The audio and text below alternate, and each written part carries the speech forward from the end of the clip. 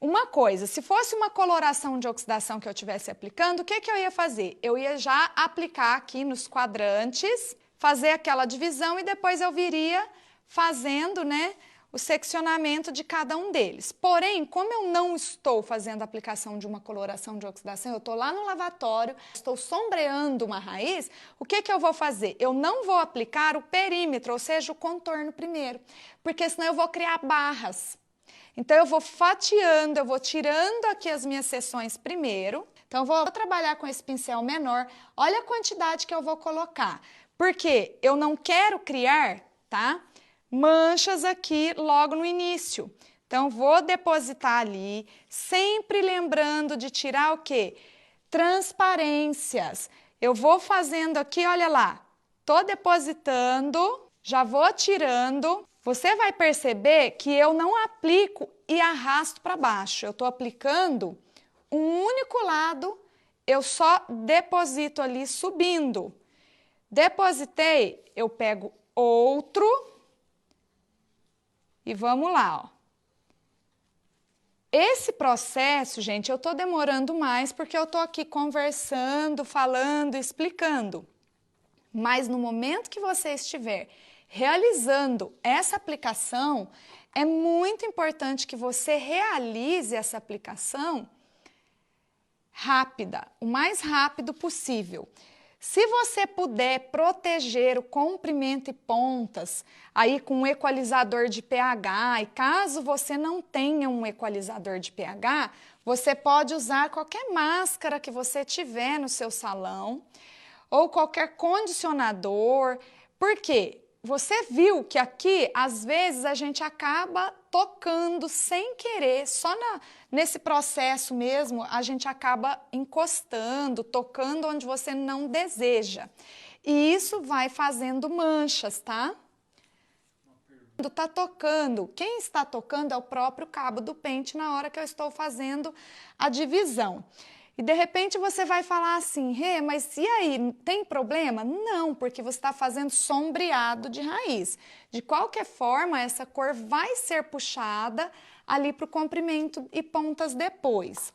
Se você estivesse fazendo uma raiz apagada, não seria dessa forma e nem com essa quantidade de depósito que eu estaria aplicando, tá? Eu estaria aplicando menos produto ainda, muito menos, eu estaria ainda com uma cautela muito maior para evitar manchas, mas perceba que eu estou fazendo, olha, slices bem finos nas transparências, ó. Eu não estou tirando aquelas mechas profundas para fazer essa aplicação. Por quê? Quanto maior vai ser a profundidade, pode acontecer de algum lugarzinho dessa raiz não receber o produto. Então aqui, ó, eu já fiz aplicação de um quadrante, viu? E olha que demorou, porque eu tô aqui conversando com você, falando sobre o passo a passo. Digamos que eu já tivesse realizado aqui, né, finalizei esse quadrante, você vai notar que eu não fiz aqui a divisão, ó, tá? Rê, mas não precisa fazer depois, se você perceber na hora que você for esfumar que precisa, aí você vem fazendo, mas nesse momento nem aconselho a fazer. Então agora vou mostrar desse outro lado do painel, ver que o seu pincel já começou a ficar sujo de um lado ou do outro, troca de pincel, limpa, porque gente, você vai perceber que eu trabalho sempre com pente para fazer a divisão, né, seccionar minha fita e eu não uso o cabo do pincel. Por quê? É muito ruim você trabalhar com um pincel lambuzado de produto. Pode colocar todo o seu trabalho a perder. Então, eu particularmente gosto de trabalhar com um pincel bem limpinho e é uma das orientações que eu faço para os meus alunos do Desvendando a Colorimetria, porque faz diferença sim no resultado de todo o seu trabalho, tá? Então, você vem aqui, continua fazendo esse depósito e digamos que eu acabei de fazer esse painel, eu já vou cronometrar o tempo.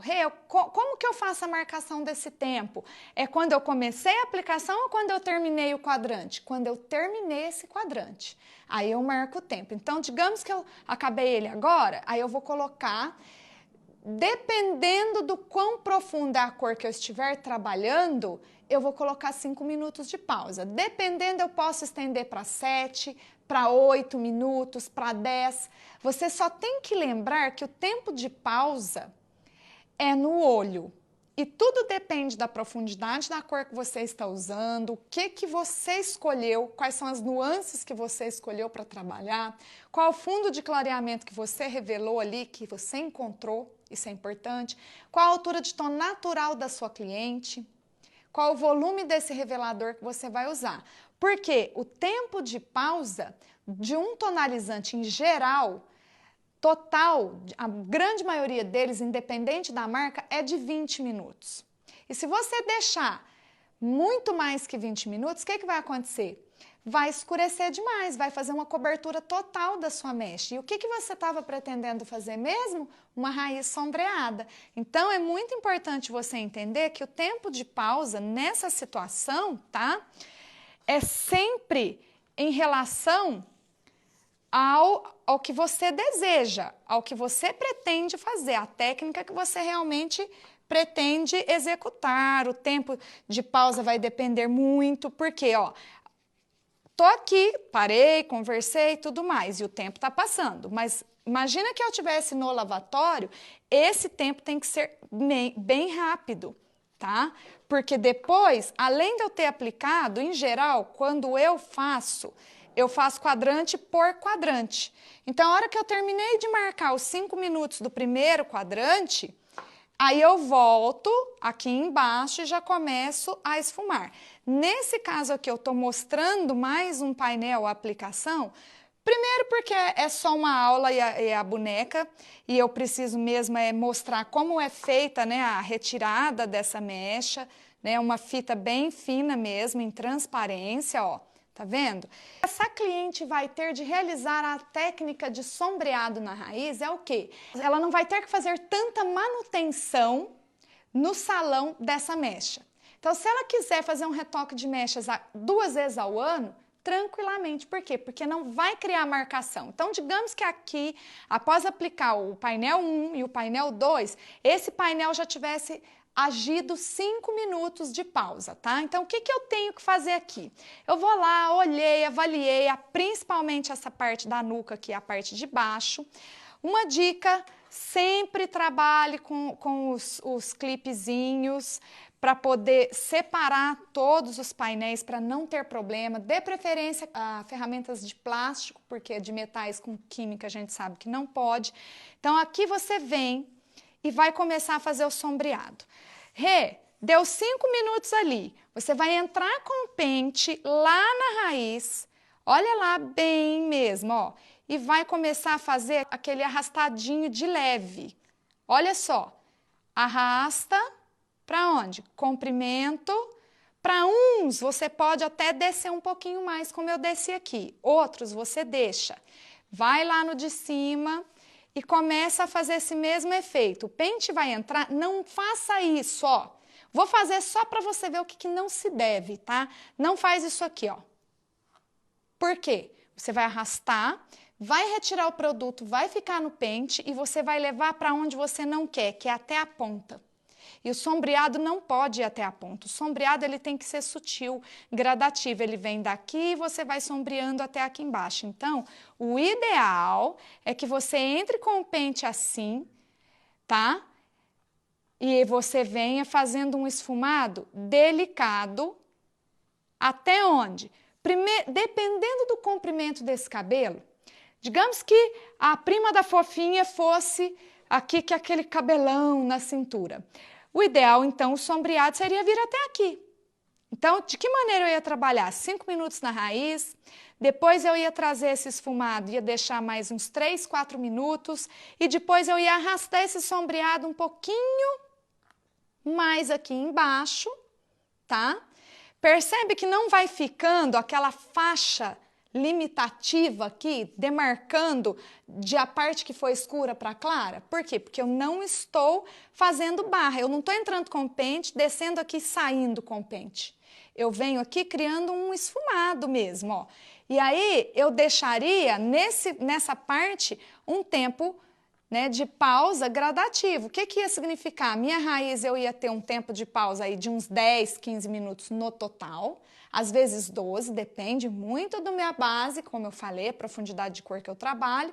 E aqui nessa parte do comprimento, eu ia ter 8, 7 minutos, aqui até chegar 3 minutos só e acabou. Porque aí eu já venho enxaguando esse painel. Depois eu vou lá e repito esse processo ali. Então percebe que, olha lá, Rê, tô vendo que você retira a fita certinha, que você não pega aquele cabelo meio bagunçado, em zigue-zague. Sim, isso é muito importante para a sua técnica ficar perfeita. Por quê? Imagina que aqui tenha faltado um pouquinho. O que que eu posso fazer? Eu posso vir aqui, replicar um pouquinho naquele lugar, depositar em alguma parte que não tenha recebido o produto, ou que talvez tenha faltado, eu depositei pouco e não tenho produto suficiente para arrastar e criar o efeito de sombra. Então, às vezes aqui eu trabalho até meio que riscando com o pente, ó, tá vendo? O pente pode trabalhar com ele aqui depois que você já criou um esfumadinho, até arrastar mais um pouquinho, criar efeito como se você desenhasse mesmo nessa mecha. E, gente, tudo isso rápido lá no lavatório. Mas não é possível.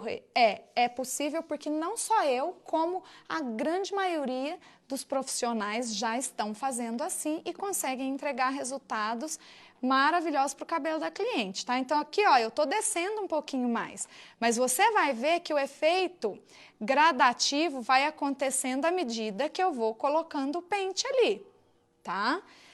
Rei, se fosse apagado, você iria esfumar? Não. Raiz esfumada, como eu falei, é diferente de raiz apagada, tá? São técnicas com destinos e objetivos diferentes. Olha lá, mais uma vez, o pente entra sempre em pezinho, tá? Eu não deito o pente, não arrasto. Eu não faço isso aqui, ó, porque quando eu faço isso, até na própria boneca eu retiro o produto, ó. Retira, vai lá e devolve. Ok, mas aí você vai criar, olha lá o que eu fiz, quando eu fiz isso para devolver, eu amasso. Quando eu amasso, eu crio uma mancha. Então é por isso que eu faço esse efeito aqui, ó, com muita leveza. Ó, tá vendo? E ele vai criando um riscado bem sutil para fazer esse efeito de sombra. Olha lá, de novo, tá vendo? Ó, o pente entra, só que você percebe que aqui não tem nada grudado, nada colado na cabeça, é tudo muito fluido, muito solto. Até a mecha, ó, eu venho aqui e entro com o pente, faço o meu esfumado e venho soltando esse cabelo. Então, e depois? Depois que você sombreou, lembra que eu falei que até eu dei a super dica de você aplicar um equalizador de pH nessa parte do cabelo onde você não vai processar? Por que que eu pedi? Primeiro, você já está equalizando o pH desse cabelo, tratando. Segundo, você está protegendo para que essa parte de tonalizante que você está aplicando não venha comprometer o resultado aqui embaixo na hora do enxágue. Porque às vezes a cor que você vai usar aqui não é a cor de tonalizante que você quer aplicar aqui. Às vezes aqui você quer usar um pérola. Aqui você quer usar um 901, aqui você quer usar um 902, um 1012, depende do que você escolheu, a tonalidade que você escolheu. Então, e não vai fazer diferença, se eu trabalhar uma cor em cima aqui para fazer o esfumado e outra cor lá embaixo nesse comprimento e pontas, não vai me trazer resultados diferentes de cor? Depende, porque geralmente a gente acaba escolhendo nuances que são parecidas, tá? E que vão fazer com que a gente entregue resultados que se conversem, que se linkem, que fica aquela coisa assim, um efeito natural. Ó. Percebe que aqui eu fui riscando, riscando e olha lá como já está o painel aqui. Olha como ficou, tá vendo? Esse vai ser o efeito do esfumado. Percebe aqui como que fica o resultado?